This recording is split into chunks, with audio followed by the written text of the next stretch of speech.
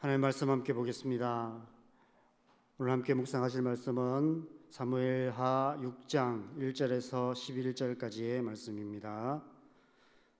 사무엘하 6장 1절에서 11절까지의 말씀 우리 다 같이 한 목소리로 읽겠습니다. 다윗이 이스라엘에서 뽑은 무리 3만 명을 다시 모으고 다윗이 일어나 자기와 함께 있는 모든 사람과 더불어 발레 유다로 가서 거기서 하나님의 궤를 메어오려 하니 그 궤는 그릇돌 사이에 자정하신 만군의 여호와의 이름으로 불리는 것이라. 그들이 하나님의 궤를 새 수레에 싣고 산에 있는 아비나답의 집에서 나오는데 아비나답의 아들 우사와 여호가 그 새 수레를 모니라.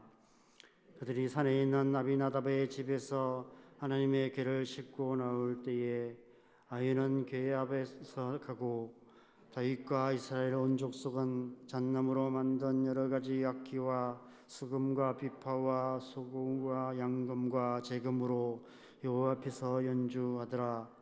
그들이 나군의 타작마당에 이르러서는 소들이 뛰므로 우사가 손을 들어 하나님의 궤를 붙들었더니 여호와 하나님이 우사가 잘못함으로 말미암아 진노하사 그를 그곳에서 치시니 그가 거기 하나님의 궤 곁에서 죽으니라. 여호와께서 우사를 치심으로 다윗이 분하여 그곳을 베레스 우사라 부르니 그 이름이 오늘까지 이르니라. 다윗이 그날에 여호와를 두려워하여 이르되 여호와의 궤가 어찌 내게로 오리요 하고 다윗이 여호와의 궤를 옮겨 다윗성 자기에게로 메어가기를 절기하지 아니하고 가드 사람 오벳에돔의 집으로 메어간지라. 여호와의 궤가 가드 사람 오벳에돔의 집에 석 달을 있었는데 여호와께서 오벳에돔과 그의 온 집에 복을 주시니라. 아멘. 함께 말씀을 보겠습니다. 하나님 우리에게 복을 주시는 분이십니다. 오늘 우리가 함께 찬양한 것처럼 하나님은 복의 근원이 되시는 분이십니다. 태초에 하나님께서 하나님의 형상으로 우리를 만드시고 가장 먼저 하신 일도 복 주시는 일이었습니다. 우리에게 주신 그 복으로 이 땅을 복되게 하라고 말씀하셨습니다. 그 복 주시는 하나님을 야고보서 1장 17절에는 이렇게 표현하고 있습니다. 온갖 좋은 은사와 온전한 선물이 다 위로부터 빛들의 아버지께로부터 내려오나니 그는 변함도 없으시고 회전하는 그림자도 없으시니라. 복 주시는 하나님께서 오늘도 저와 여러분에게 온갖 좋은 은사와 온전한 선물을 넘치도록 내려주실 줄 믿습니다. 우리가 그 하나님이 주신 그 복으로 우리의 가정을 복되게 하고 우리의 직장을 복되게 하며 우리 사는 이 땅을 복되게 하는 귀한 하루를 살아가는 저와 여러분 되셨으면 좋겠습니다. 어제 묵상한 대로 하나님께서 오랜 광야의 시간을 지나 다윗을 강성하게 하셔서 마침내 하나님의 약속의 땅을 온전히 정복하는 일을 성취하게 하셨습니다. 이제 온 이스라엘이 하나 되어 하나님의 나라를 이 땅에 이루어 갈 수 있게 되었습니다. 하나님께서 태초에 걸어하셨던 것처럼 다윗에게 복을 주시고 이스라엘 백성들에게 복을 주심으로 온 땅을 복되게 하시는 그 하나님의 창조의 목적을 이루어 가실 수 있게 되었습니다. 그런데 오늘 본문 말씀은 그 복이 다윗이 아닌 가드 사람 오벳에돔의 집에 임하는 것으로 끝이 나고 있습니다. 하나님의 은혜 학교를 모셔오는 일로 인해 예상치 못한 비극이 일어났기 때문입니다. 사무엘서에는 언약궤로 인해 일어난 세 가지 비극적인 사건이 기록되어 있습니다. 우리가 지난 5월에 사무엘상을 묵상했습니다. 지난 5월에 묵상했던 것처럼 사무엘상 5장에서는 언약궤를 전리품으로 취급하던 블레셋 사람들이 하나님의 엄중하신 손에 의해서 큰 재앙을 당한 사건이 기록되어 있습니다. 그리고 사무엘상 6장에서는 불경스러운 호기심으로 언약궤를 들여다보므로 하나님의 신비를 파헤치려 했던 벳세메스 사람들 역시 큰 재앙을 당하게 되었습니다. 그래서 사무엘상 7장의 1절 2절에 보면 기럇여아림 사람들이 언약궤를 옮겨서 아비나답의 집에 모셔두었는데 20년 동안 언약궤가 거기에 있었다라고 기록되어 있습니다. 오늘 본문은 바로 그 20년 후에 일어난 일을 기록하고 있는 말씀입니다. 그 20년 동안 하나님께서는 다윗을 연단하시고 강성하게 하셔서 온 이스라엘의 왕이 되게 하시고 하나님의 약속의 땅을 온전히 정복하게 하셨습니다. 다윗은 이제 그가 무엇을 해야 하는지를 너무나 잘 알았던 것 같습니다. 그래서 그는 특별하게 선발한 3만 명을 이끌고 하나님의 궤를 소들이 끄는 새 수레에 싣고 여러 가지 악기들로 여호와 앞에서 연주하며 언약궤를 다윗성으로 모셔오기 시작했습니다. 그런데 난데없이 베레스 우사 사건이 일어난 것입니다. 여러분, 도대체 뭐가 잘못되었을까요? 그들은 나름 최선의 방식으로 언약궤를 모셔오고 있었습니다. 언약궤를 모셔오는 다윗의 동기도 순수했고 그 목적도 하나님의 뜻에 합당했습니다. 소들이 갑자기 날뛰는 바람에 땅에 떨어질 위험에 처한 언약궤를 붙드는 것이 도대체 뭐가 잘못되었기에 우사가 죽임을 당하게 되었을까요? 저와 여러분이 그 자리에 있었다면 아마 저와 여러분도 그렇게 하지 않았을까 생각됩니다. 사무엘상 5장에서 블레셋의 언약궤 사건은 그릇된 목적이 문제였습니다. 잘못된 목적, 그로 말미암아 화를 당하게 되었습니다. 그들은 하나님의 언약궤를 불순한 목적으로 사용하려 했습니다. 수많은 전리품 중에 하나로 여기며 자기의 신 다곤을 수종들어서 자기들의 나라를 더 강하게 부유하게 만드는 데 이용하려 했습니다. 6장에서 벳세메스 사람들은 불순한 동기가 문제였습니다. 그들은 하나님을 경외하지 않는 불순한 영적인 호기심으로 말미암아 큰 재앙을 당하게 되었습니다. 그렇다면 오늘 베레스 우사 사건은 무엇이 문제일까요? 여러분, 동기와 목적이 옳다고 모든 것이 다 옳은 것이 아닙니다. 시작과 끝이 좋으면 다 좋은 것이 아닙니다. 오늘 이 베레스 우사 사건은 우리에게 동기와 목적만큼 과정도 중요함을 생각하게 합니다.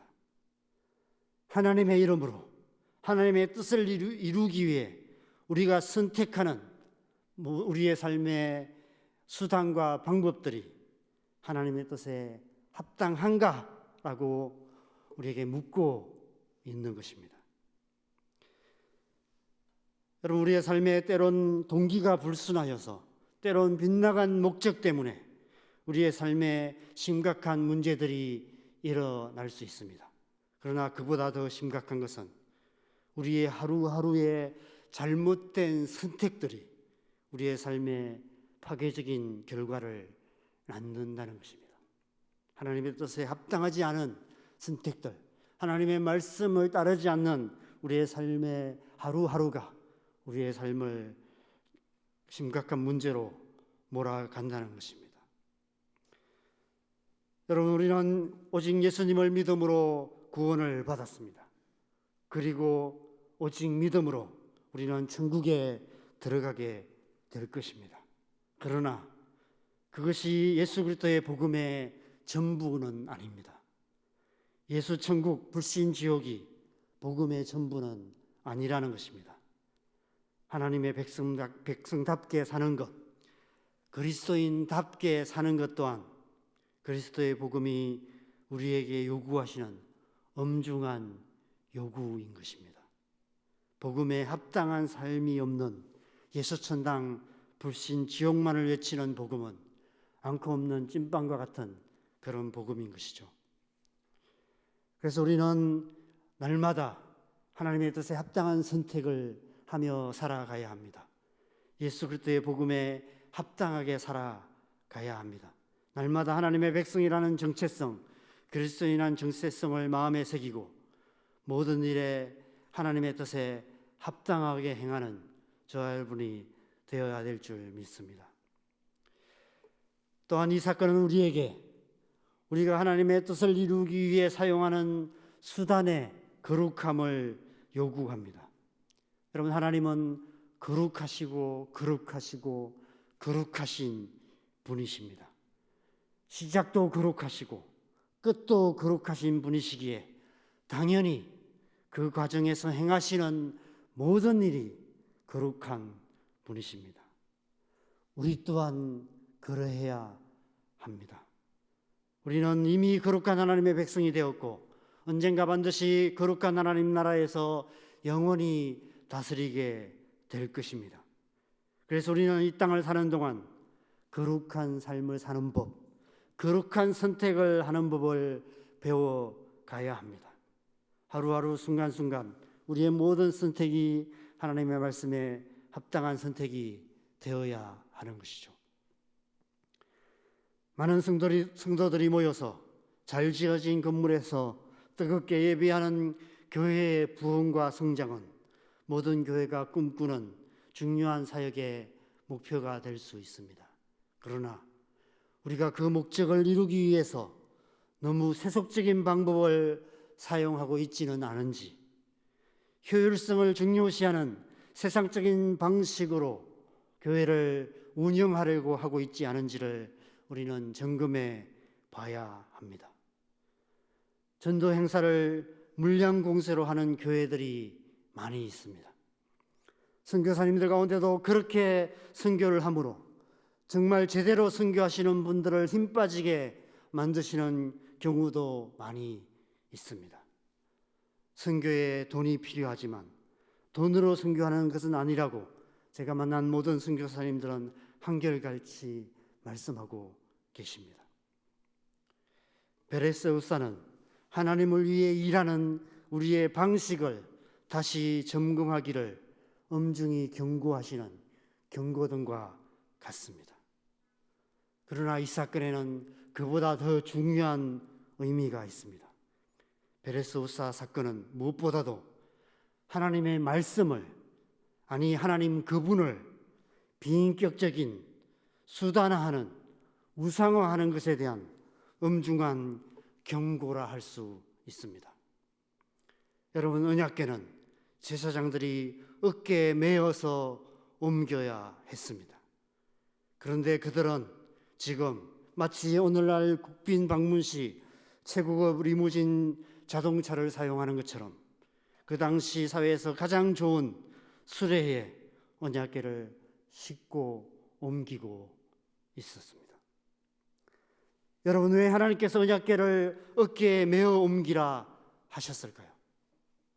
저는 이 사실을 묵상하면서 어깨동무가 생각났습니다. 여러분이 어릴 때 여러분의 아버지나 어머니와 어깨동무하고 함께 길을 갔던 경험이 있으십니까? 여러분은 여러분의 자녀들이 어릴 때 여러분의 자녀들의 어깨에 손을 얹고 자녀들과 어깨동무하며 길을 갔던 경험이 있으십니까? 저와 여러분은 어떤지 모르지만 하나님은 우리와 어깨동무하고 함께 걸어가기 원하시는 우리의 좋으신 아버지가 되십니다.